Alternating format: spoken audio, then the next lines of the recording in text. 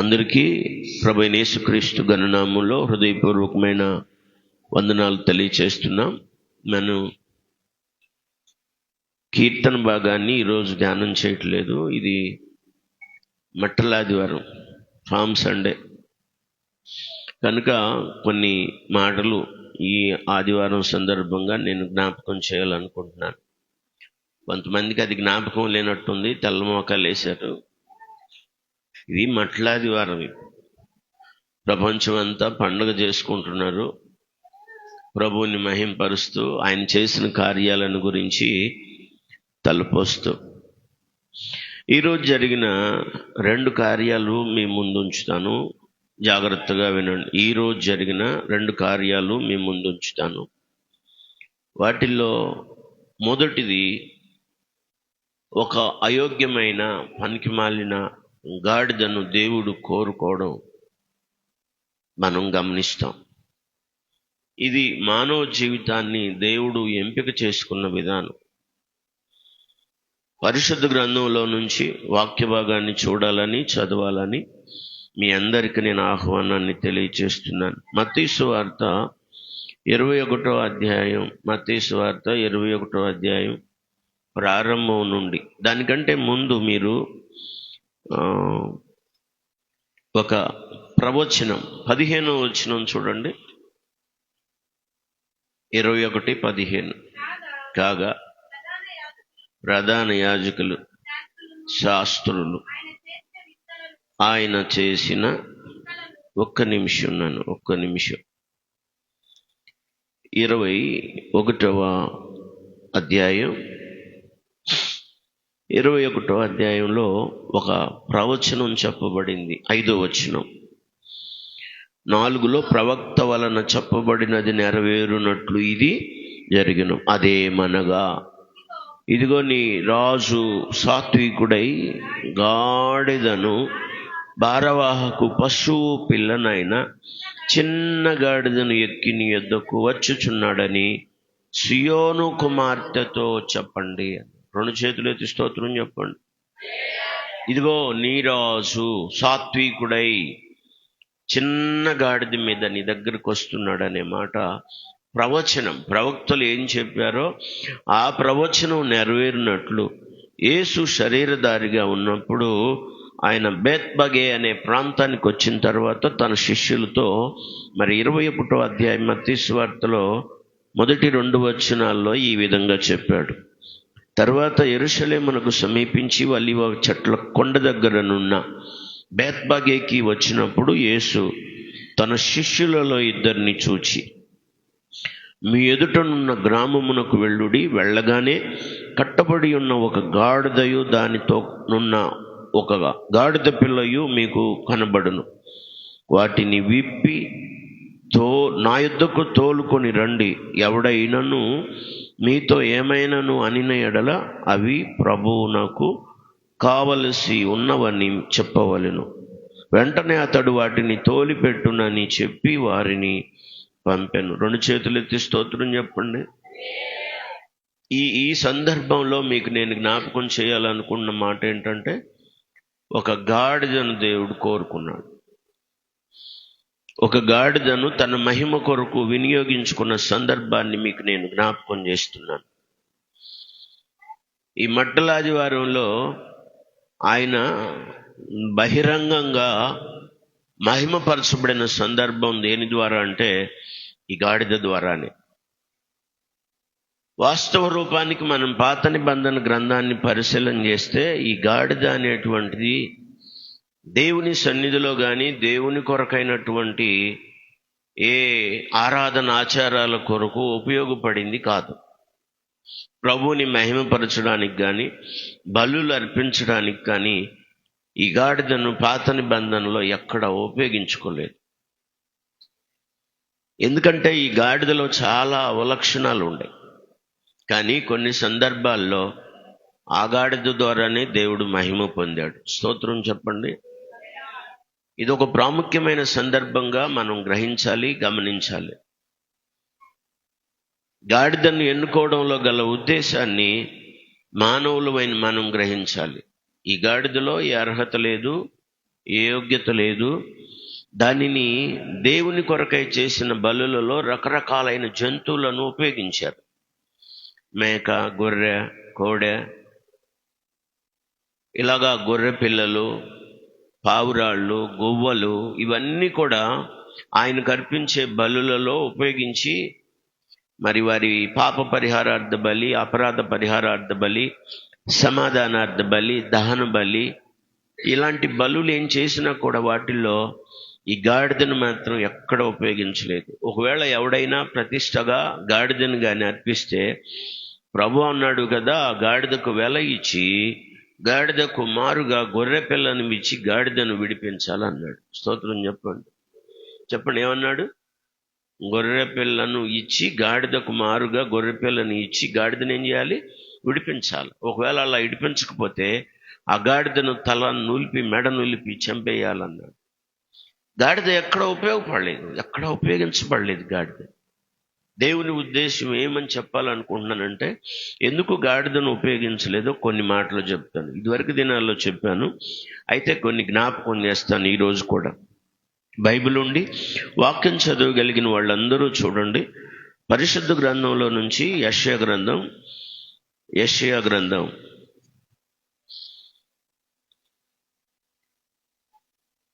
1వ అధ్యాయం 3వ వచనం. ఎద్దు తన కామందు ఎద్దు తన కామందు అంటే కామందు అంటే కాచేవాడు. ఎద్దు తన కామందు నెరుగును, గాడిద తన సొంత వాని దొడ్డి తెలుసుకొను. ఈ గాడిదల గురించి కొన్ని ప్లస్లు కొన్ని మైనస్లు కూడా ఉన్నాయి. అందుకే నేను అవి ఇవి జ్ఞాపకం చేస్తాను. అది అయోగ్యమైందని చెప్తూ, అది ఏమాత్రం ఎక్కడ ఉపయోగపడలేదు దేవుని కొరకు అని చెప్తున్నా, ఈ గాడిదను గురించి ప్రభు ఏమంటున్నాడంటే, ఎద్దు తన కామందు నెరుగును, గాడిద తన సొంత వాని దొడ్డి తెలుసుకును. ఇది ఏ దొడ్లోకి వెళ్దంట. మరి ఏ దొడ్డికి వెళ్తుంది? నేరుగా తనకి ఏ దొడ్డి ఉందో ఆ దొడ్లోకి వెళ్తుంది, ఆ దొడ్లోకి ప్రవేశిస్తుంది. ఆ దొడ్డిని విడిచిపెట్టదు ఈ గాడిద. దానికి తెలుసు అంట. దేవుని పిల్లలు, ఈ విషయాలు మీరు గమనించాలి, గ్రహించాలి. తర్వాత ఈ గాడిదను గురించి మాట్లాడుతూ ప్రభు ఒక సందర్భాన్ని చెప్పాడు. బిలాముకు బుద్ధి చెప్పడానికి ఈ గాడిదనే ఉపయోగించుకొని గాడిదకు నోరిచ్చి మాట్లాడాడు. చెప్పండి, గాడిదకు నోరిచ్చి మాట్లాడాడు. బిలామును ఆ కొత్త నిబంధనలో ఏమని రాయబడిందంటే, బిలాముని గాడిద అంట హెచ్చరించిందంట. ఈ గాడిద చేత బిలామును దేవుడు ఏం చేశాడు? హెచ్చరిక చేశాడంట. అంటే అంత మంచిగా ఈ గాడిదను ఉపయోగించుకున్నాడు. కానీ చాలా సందర్భాల్లో ఈ గాడిద ఎక్కడా ఉపయోగపడలేదు. కారణం ఏంటంటే దానిలో కొన్ని అయోగ్యతలు ఉన్నాయి. వాక్యం చదవగలిగిన వాళ్ళు చూడండి, త్వరగా బైబిల్ ఉండి వాక్యం చదవగలిగిన వాళ్ళు ఇర్మియా గ్రంథం 2వ అధ్యాయం 24వ వచనం. ఇర్మియా గ్రంథం 2వ అధ్యాయం 24వ వచనం. అడవికి అలవాటు పడిన అడవి గాడిదవు. ఒక మనిషిని గురించి చెప్తున్నట్టుగానే చెప్పాడు అక్కడ. నీవు ఎలాంటి వాడు అంటే అడవికి అలవాటు పడిన అడవి గాడిద లాంటి వాడివి. అది తన కామాతురత వలన గాలి పీల్చును. ఇది అడవికి అలవాటు పడిన గాడిదే కాకుండా రెండవది దానికి కామాతురత అనేటువంటిది ఇంకొక అవలక్షణం అన్నమాట. తర్వాత దాన్ని తిప్పగలవాడెవడు? తర్వాత యెహెజ్కేలు గ్రంథం 23వ అధ్యాయం 20వ వచనం. యెహెజ్కేలు గ్రంథం 23వ అధ్యాయం 20వ వచనం. త్వరగా. గాడిద గుర్రముల వంటి సిగ్గుమాలిన మోహము. అర్థం మారిపోతుంది. మొహం వేరు అనండి. మొహం వేరు. మొహం అంటే కనపడే, దీన్ని మొహం అంటారు. మోహం అంటే కామాతృతతో కూడిన ఒక లక్షణం మోహం అన్నమాట. మోహించడం అంటారే, ఈ గాడిదకి మోహం అనే అవలక్షణం ఉంది. కామాతృత కలిగింది. అంతేకానుక అది అడవికి అలవాటు పడింది. మీకు ఇంకొక మాట కూడా చెప్తాను. కీర్తన గ్రంథంలో అందుకే ఈ గాడిదల్లాగా మీరు ఉండొద్దు అన్నాడు. 32వ అధ్యాయంలో 9వ వచనం. కీర్తనల గ్రంథం 32వ అధ్యాయం 9వ వచనం. బుద్ధి జ్ఞానములు లేని గుర్రము వలెనైనను కంచెర గాడిద వలనైనను మీరు ఉండవద్దు. ఒకసారి చెప్పండి, దీనికి ఏం లేదంట చెప్పండి. బుద్ధి లేదు. రాత్రి కొంచెం జ్ఞాపకం చేసుకున్నాం కదా, దేవుని పిల్లలకి ఏ బుద్ధి ఉండాలి? దీనికి ఏం లేదు. దేనికి? అందుకే చాలాసార్లు తిట్టేటప్పుడు గదివేటప్పుడు అంటారు, నీకు బుద్ధి లేదు, నువ్వు గాడిదివి, మామూలు గాడివి కాదు, అడవి గాడిదివి నువ్వు, కంచర గాడిదివి నువ్వు అంటారు. ఎప్పుడన్నా అన్నారా మీరు? మీకు అసలు తెలీదా? ఒక్కసారి కూడా నేను ఆ పదం వాడలేదన్న వాళ్ళు చేతులు ఎత్తండి. అలవాటు పదంగా చాలాసార్లు ఆ పదం వాడుతూ ఉంటాం.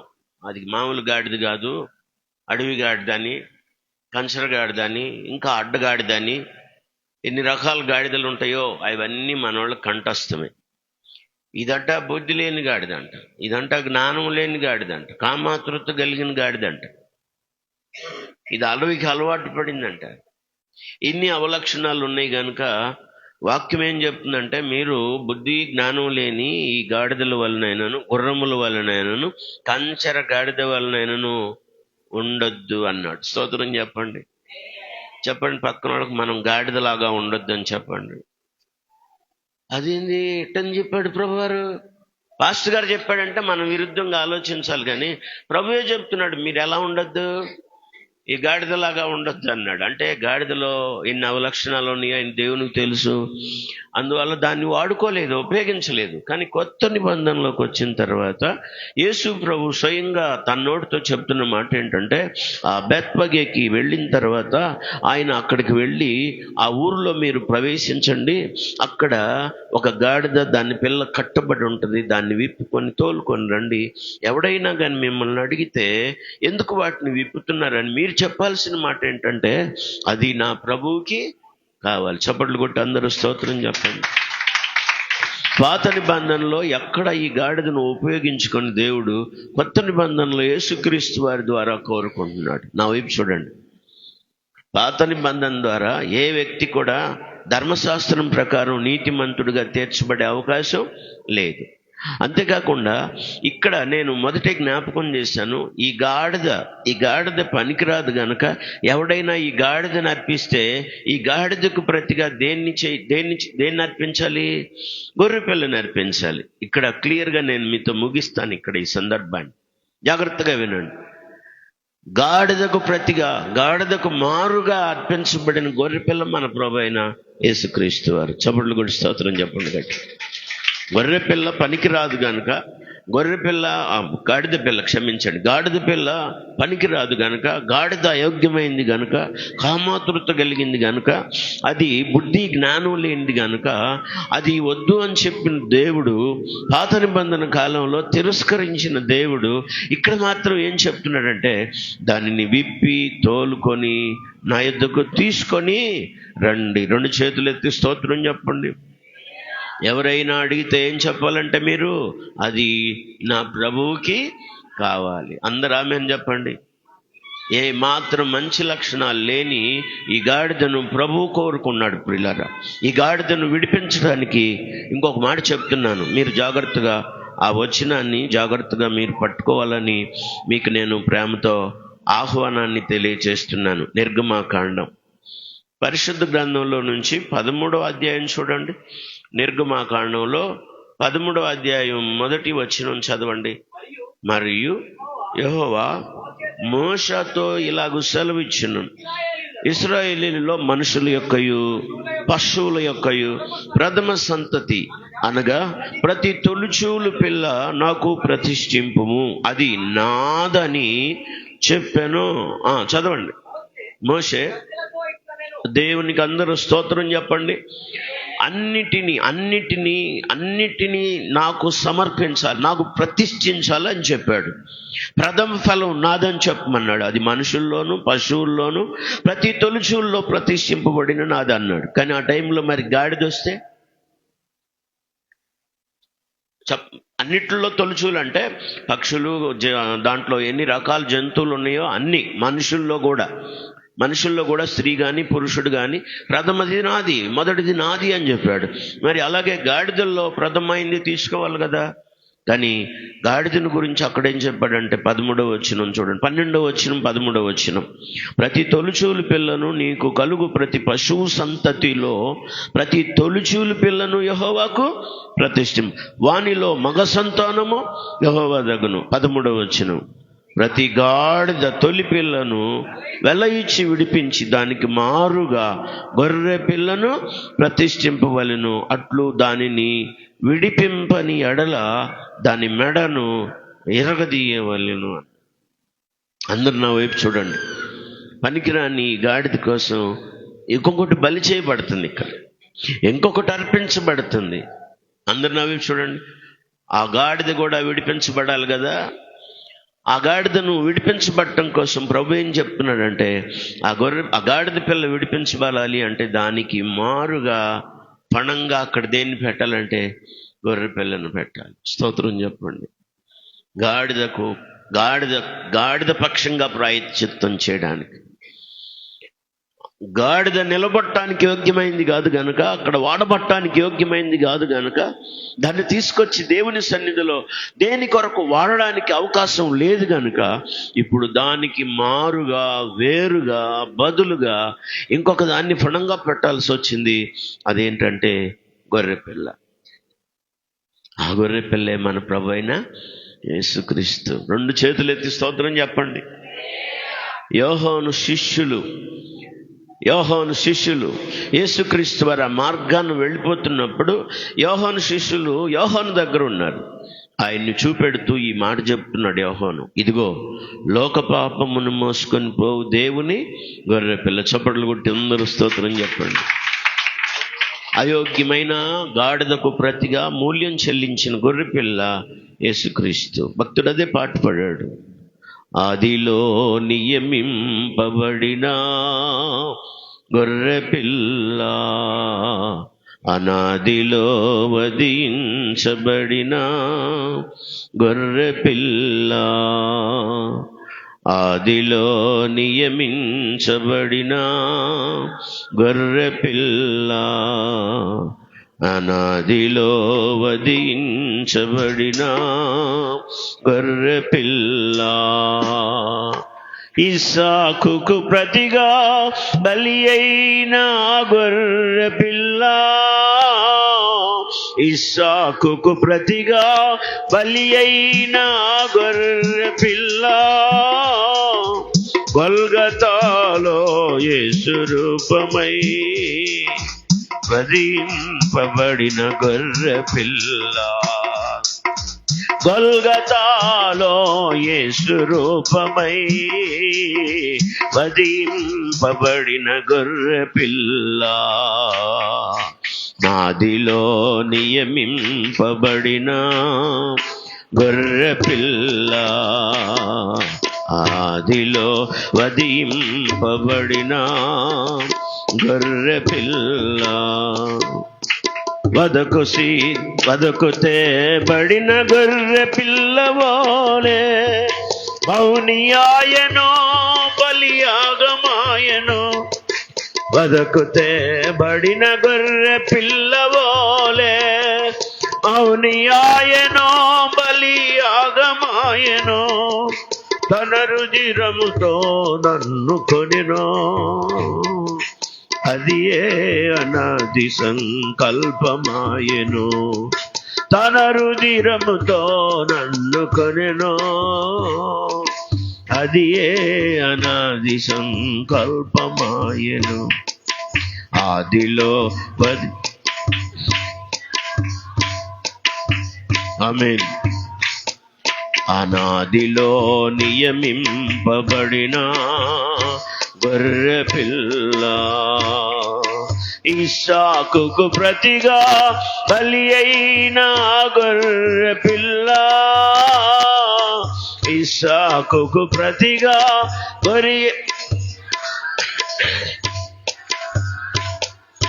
గొల్గతాలో యేసు రూపమై వధింపబడిన గొర్రె పిల్ల, గొల్గతాలో యేసు రూపమై వధింపబడిన గొర్రె పిల్ల. అందరూ చేతులెత్తి స్తోత్రం చెప్పండి. ఇక్కడ రాయబడిన మాటలు గమనించారా? ఏ యోగ్యత లేనటువంటి ఆ గొర్రె పిల్లని, గాడిద పిల్లని ఎక్కడ ఉపయోగించుకొని ఆ గాడిద పిల్లని ప్రభు అంటున్నాడు, ఈ మహిమ ప్రవేశపు దినం అంటారు దీన్ని. ఈ మట్టల ఆదివారాన్ని ఏమంటారు? మహిమ ప్రవేశపు దినం. ఆ దినం ఆయన ఆ దినంలో ప్రత్యేకమైన కోరిక కోరాడు.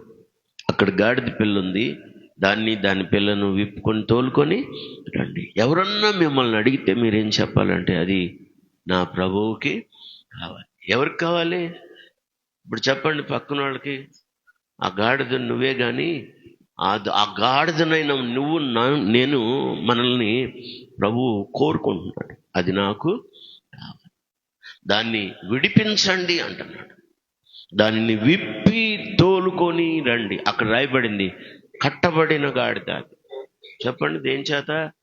పాపంలో, అపరాధంలో, రకరకాల లోక బంధకాలతో కట్టబడిన ఆ గాడిద పిల్లని ప్రభు ఏం చేయమంటున్నాడు అంటే విప్పి దాని కట్లు విప్పండి. దాన్ని విడిపించడానికే నేను వచ్చాను. అది మనం చదువుతున్నాం. నిర్గమాకాండంలో 13:13 ఏం రాయబడిందంటే, ప్రతి గాడిద తొలి పిల్లను వెల ఇచ్చి విడిపించి దానికి మారుగా గొర్రె పిల్లను ప్రతిష్ఠించాలి. స్తోత్రం చెప్పండి.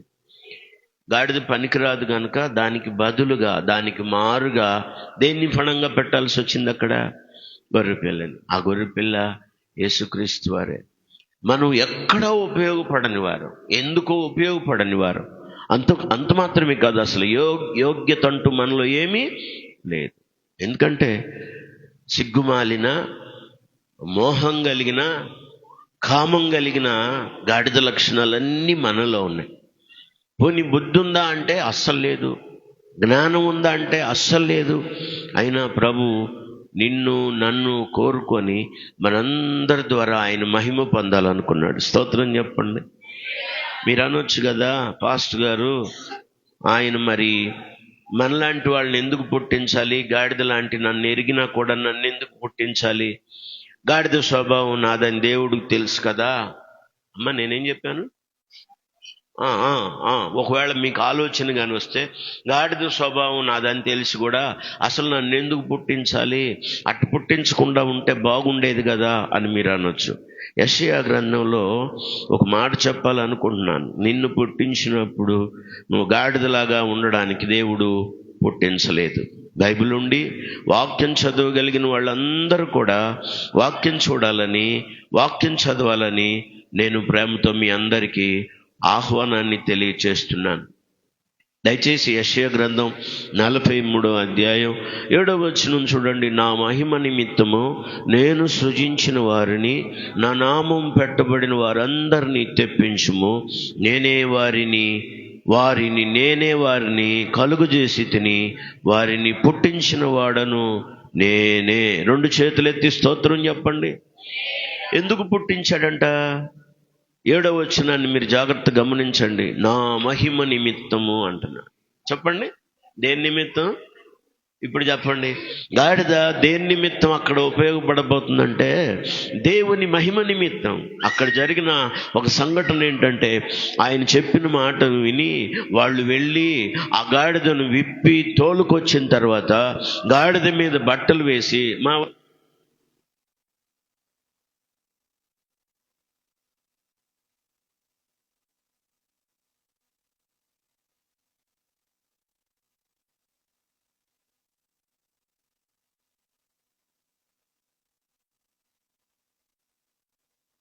పిల్లలు మీరు ఆడటానికి ప్రయత్నం చేయదు. పిల్లలతో వాళ్ళని వదిలేయండి. ఒకవేళ వాళ్ళు ఆడుకుంటే ప్రశాంతంగా ఉంటుంది. కానీ మీరు మాత్రం పిల్లలతో ఆడొద్దు.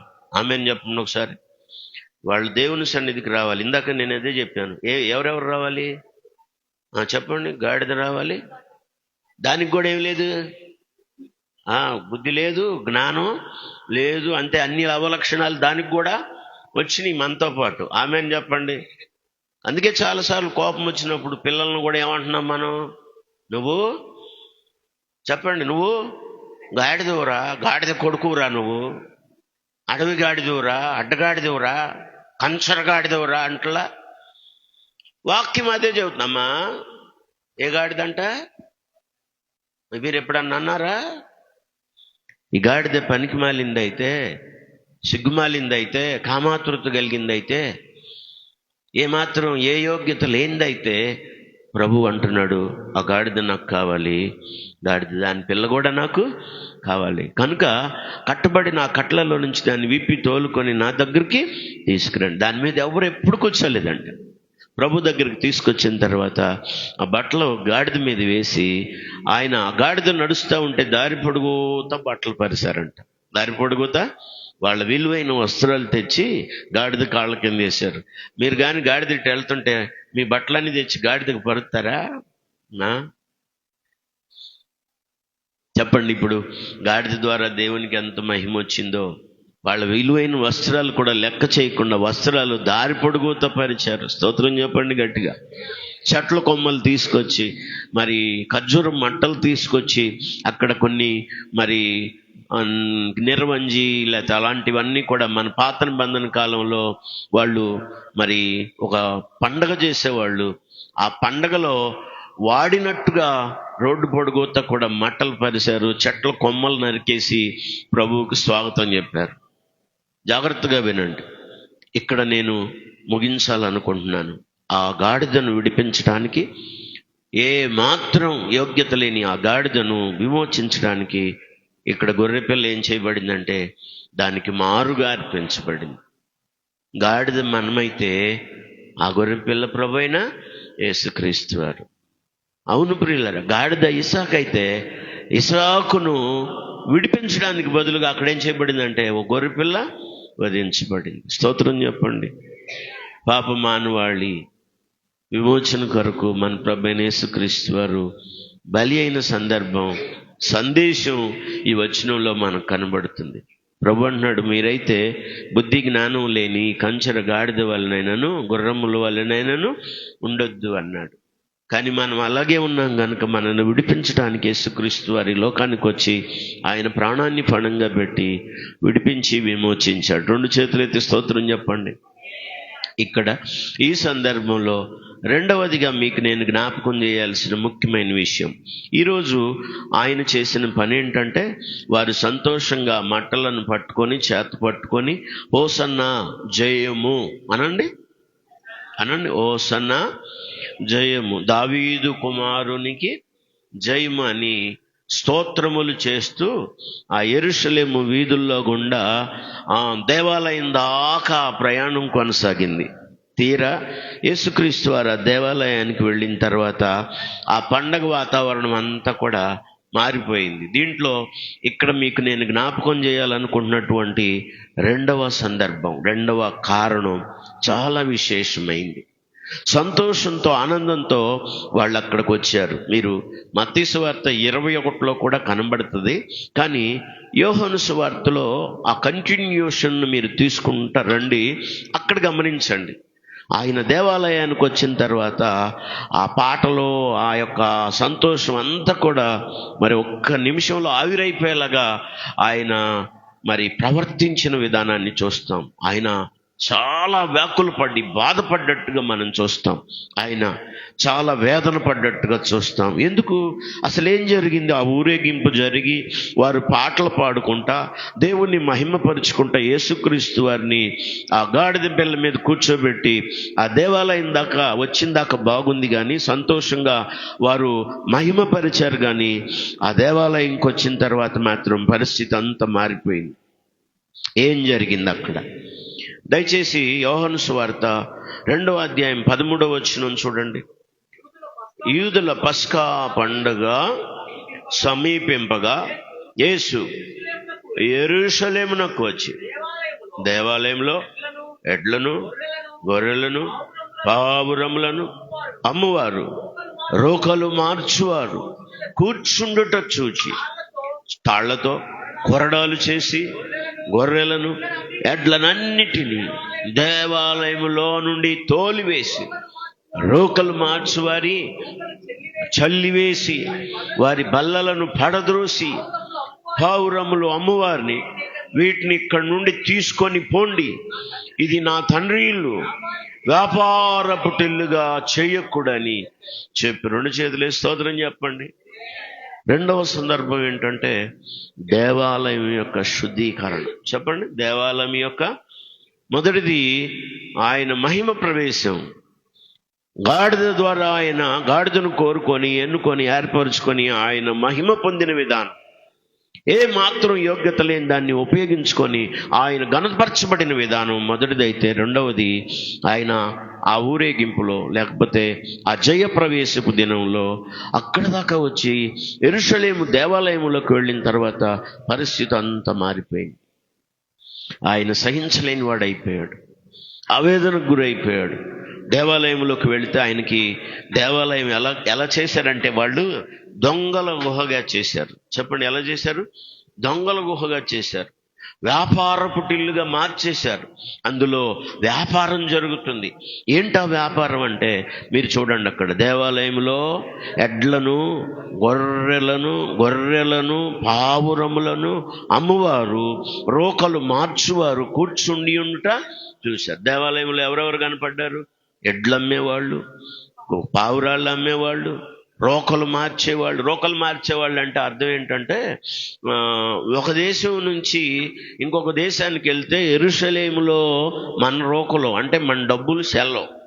చెప్పండి, మన డబ్బులు సెల్లవు. మీకు అర్థం అవడానికి చెప్తున్నాను. రోకలు మార్చడం అంటే ఏంటంటే, మన రూపాయలు ఉన్నాయే, ఆ రూపాయలు యెరూషలేములో చెల్లవు అనండి. యెరూషలేములో వాళ్ళ డబ్బు వేరే ఉంటుంది, అలాగా చైనా వాళ్ళ డబ్బు వేరే ఉంటుంది, అలాగా ఇంకొక దేశం ఇథియోపియా దేశం లేకపోతే ఇంకొక దేశం యొక్క రూపాయలు వేరేగా ఉంటాయి. కనుక ఏ దేశంలో నుంచి వచ్చినా వాళ్ళు అక్కడికి వస్తే వాళ్ళు ఏం చేయాలంటే మొట్టమొదట ఆ దేశం యొక్క నాణ్యాలు, స్వంత దేశం యొక్క నాణ్యాలను ఇచ్చి మార్చుకోవాలి. చెప్పండి, ఏం చేయాలి? ఏదన్నా నేను ఇప్పుడు ఇండియా నుండి యెరూషలేంకి వెళ్ళాను అనుకోండి, అక్కడ నేను కొనాలంటే నా రూపాయి ఇస్తాడు తీసుకోరు, నా 100 రూపాయలు ఇస్తే తీసుకోరు. మరేం చేయాలి? అక్కడికి వెళ్ళిన తర్వాత నేను నా డబ్బులు వాళ్ళకి ఇచ్చి వాళ్ళ డబ్బులు ఏం చేయాలి? కొనుక్కోవాలి, ఎక్కువ పెట్టి మార్చుకోవాలి. అప్పుడు వాళ్ళ డబ్బులు తీసుకెళ్ళి ఇస్తే వాళ్ళకి అవి సరిపోతాయి, చెల్లుతాయి వాళ్ళ దేశంలో. కనుక అప్పుడు ఆ వస్తువులు, ఆ గొర్రె పిల్లలు, పావురాలు కొని అక్కడే బలులు అర్పించడానికి వాళ్ళు వాడుకుంటూ వచ్చేవాళ్ళు. జాగ్రత్తగా వినండి. అందువల్ల వీళ్ళు కూడా అక్కడ దేవాలయంలో కూర్చొని అమ్ముతున్నారు, మార్చుకుంటున్నారు, రోకలు మార్చుకుంటున్నారు, పావురాళ్ళు అమ్ముతున్నారు, గొర్రెలు అమ్ముతున్నారు, ఎద్దులు అమ్ముతున్నారు. అవన్నీ చూసి ప్రభు అంటున్నాడు, నా తండ్రి ఇల్లు ఇది, మీరు దొంగల గుహగా చేశారు, వ్యాపారపు ఇల్లుగా దాన్ని మార్చారు అని ఆయన కొరడాలు చేశాడంట. చెప్పండి, కొరడాలు చేశాడు. ఏదైనా దేవుడు సహిస్తాడు, కానీ నిన్ను నువ్వుగా పాడు చేసుకుంటే దేవుడు సహించడు. అందుకని కొరింథీ పత్రికలో చెప్పాడు, మీరు దేవుని ఆలయమనియు దేవుని ఆత్మ మీలో నివసించుచున్నాడని మీరు ఎరుగరా? ఎవడు దేవుని ఆలయమును పాడు చేయునునో దేవుడు వానిని పాడు చేస్తాడు. అదే కొరడాలు చేయటం అంటే.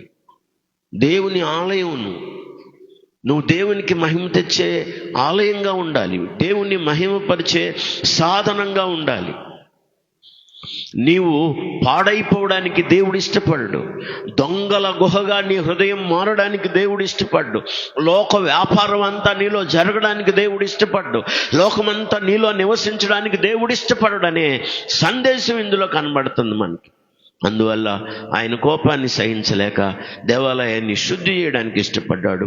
శుద్ధి చేసే నేపథ్యంలో కొరడాలు చేశాడు.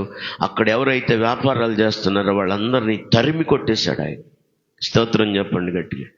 వాళ్ళ బల్లలు పడదూశారు, వారి రోకలన్నీ కూడా చల్లివేశారు. ఆ గొర్రెలను ఎడ్లను మార్చే వాళ్ళందరినీ కూడా బయటికి తోలేశాడు. పావురాళ్ళు అమ్మే వాళ్ళతో చెప్తున్నాడు, వీటిని ఇక్కడి నుంచి తీసుకొని పోండి, మీరు బయటికి వెళ్ళండి, ఇది నా తండ్రి ఇల్లు. స్తోత్రం చెప్పండి గట్టిగా. దేవుడు నిన్ను ఎలా ఉండడానికి పిలుచుకున్నాడో, కోరుకున్నాడో ఆ విధంగా నువ్వు జీవించాలి. అప్పుడు ఆయన మహింపరచబడతాడు. ఇందాకేం చదివా యెషయా గ్రంథంలో? గాడిదలాగా నన్నెందుకు దేవుడు పుట్టించాడంటే నీ ద్వారా కూడా దేవుడు ఏం పొందాలనుకున్నాడు? మహిమ. రెండు చేతులెత్తి స్తోత్రం చెప్పండి. ఎక్కడ పాత నిబంధనలో ఏ విధంగా ఉపయోగపడినటువంటి ఆ గాడిదను తీసుకొచ్చి కొత్త నిబంధనలో ఆయన మహింపరచబడుతున్నాడు. అందుకొరకే దేవుడు నిన్ను ఎన్నుకున్నాడు. రెండు చేతులెత్తి స్తోత్రం చెప్పండి. ఇంకొక మాట కూడా యెషయా గ్రంథంలో రాయబడింది, మీరందరూ తప్పకుండా చూడాలని నేను మీకు ఆహ్వానాన్ని తెలియచేస్తూ ఉన్నాను. రండి, వాక్య భాగాన్ని జాగ్రత్తగా చూడండి. 49వ అధ్యాయం 3వ వచనం కూడా చూడండి. 49 3వ వచనం, యెషయా గ్రంథం 49 3వ వచనం. ఇశ్రాయేలు, నీవు నా సేవకుడవు, నీలో నన్ను మహిమపరుచుకునేదనని ఆయన నాతో చెప్పాను. అందరూ ఆమేన్ చెప్పండి. చెప్పండి. ప్రభు ఏమంటున్నాడు? ఇశ్రాయేలు, నువ్వు నా సేవకుడివి, నీలో నేను నన్ను మహింపరచుకోండి. గాడిద ద్వారా దేవుడు ఏం తెచ్చుకోవాలనుకున్నాడు? కానీ నువ్వేమంటున్నావు అంటే, అటెందుకు పుట్టించాడు దేవుడు? నువ్వు గాడిదవైనా, గాడిదలాగా ఉన్నా, బుద్ధి లేకపోయినా, జ్ఞానం లేకపోయినా, రకరకాలైన అవలక్షణాలున్నా, ప్రభు మాత్రం ఈరోజు ఏమంటున్నాడంటే, నువ్వు నాకు కావాలి. ఎన్ని దేవుడు మళ్ళా ప్రతిష్ఠించడానికి ఇష్టపడుతున్నాడు తన మహిమ కొరకు.